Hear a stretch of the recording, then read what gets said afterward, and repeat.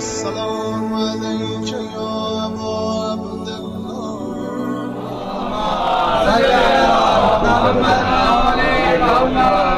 بہت سارے لوگ موجود ہیں، بہت سارے لوگ موجود ہیں یہ علم کا درس دے رہے ہیں، لیکن کیوں دشمن امام کو ہی شہید کروا رہا ہے؟ کیونکہ جانتا ہے کہ یہ وہ شخصیت ہے جس کی وجہ سے ہماری حکومت، وہ حکومت جو خدا کے مقابلے پر ہے، متزلزل ہو سکتی ہے، وہ جانتا ہے۔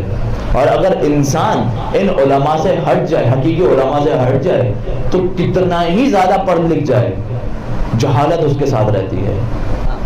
ایک دفعہ ایک شخص بیٹھا ہوا مسجد میں خطبہ دے رہا ہے اور کہہ رہا ہے کہ میں نے اپنا تمام علم امام جعفر صادق سے حاصل کیا ہے، لیکن مجھے ان کی 3 چیزیں سمجھ نہیں آتی۔ میں ان کو مانتا ہوں ان کے ساتھ، لیکن ان کی 3 چیزیں مجھے سمجھ نہیں آتی۔ میرے 3 چیزوں میں امام جعفر صادق سے اختلاف ہے۔ کہا اچھا کیا؟ پہلی چیز کہتا ہے کہ امام کہتے ہیں خدا ہے لیکن نظر نہیں آئے گا، میں اس کو نہیں مانتا۔ بھائی جو چیز ہوتی ہے وہ نظر آتی ہے، اگر یہ رومال ہے تو یہ نظر آ رہا ہے، یہ کیمرہ ہے تو یہ نظر آ رہا ہے، یہ مائک ہے تو یہ نظر آ رہا ہے۔ بھائی جو چیز ہوتی ہے وہ نظر آتی ہے، اور اگر خدا ہے تو خدا بھی نظر آئے گا۔ کہا اچھا دوسری چیز؟ کہا دوسری چیز یہ کہ مولا کہتے ہیں کہ شیطان جہنم میں جائے گا، امام جعفر صادق کہ شیطان جہنم میں جائے گا، لیکن میں اس بات کو نہیں مانتا۔ کہا کیوں؟ کہتے ہیں شیطان جو ہے وہ آگ سے بنا ہے، شیطان آگ سے بنا، جہنم بھی آگ سے بنی ہے۔ اب آگ کو کیا نقصان پہنچائے گی؟ اس لیے شیطان ٹھیک ہے تو سزا ملے گی، لیکن جہنم میں نہیں جائے گا، کسی اور جگہ جائے گا۔ کہا تیسری چیز؟ کہا قرآن میں ہے اللہ علی کل شیء قدیر، کہ اللہ تمام چیزوں پر قادر ہے۔ اب جو بھی میں کام انجام دے رہا ہوتا ہوں وہ میں اپنی مرضی سے نہیں دیتا، خدا مجھ سے کروا رہا ہوتا ہے، یعنی میں اپنے کاموں میں اختیار نہیں رکھتا۔ یعنی اگر میں نے ابھی پانی اٹھا کر پیا تو میں نے نہیں پیا، خدا نے مجھ سے پلوایا۔ یعنی اگر میں کسی کو قتل کر دوں تو میں نے قتل نہیں کیا، خدا نے مجھ سے قتل کروایا۔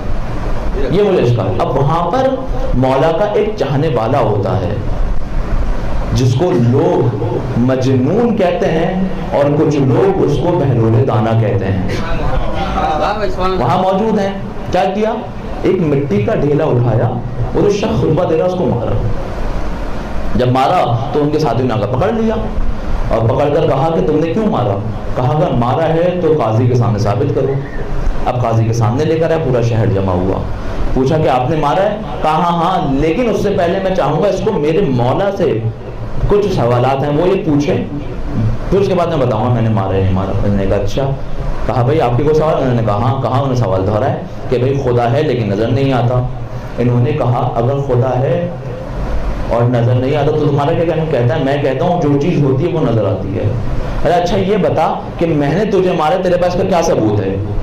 کہا اس کا ثبوت یہ ہے کہ مجھے درد ہو رہا ہے۔ کہا درد ہے تو دکھا۔ کہا درد ہے لیکن نظر نہیں آتا۔ کہا اگر درد ہے اور نظر نہیں آتا تو پھر خدا بھی ہے اور نظر نہیں آتا۔ کہا تیرا دوسرا سوال؟ کہا دوسرا سوال یہ تھا کہ شیطان جو ہے وہ آگ سے بنا ہے اور جہنم بھی آگ کی ہے، تو آگ آپ کو کیا نقصان پہنچا سکتی ہے؟ پوچھا میں نے تجھے کس چیز سے مارا؟ کہا مٹی کے ڈھیلے سے۔ کہا تو کس سے بنا ہے؟ کہا مٹی سے۔ کہا اگر مٹی مٹی کو نقصان پہنچا سکتی ہے تو آگ آپ کو بھی نقصان پہنچا سکتی ہے۔ نعرہ تکبیر، اللہ اکبر، نعرہ رسالت، یا رسول اللہ، نعرہ حیدری، امام زمانہ بلند سلوات۔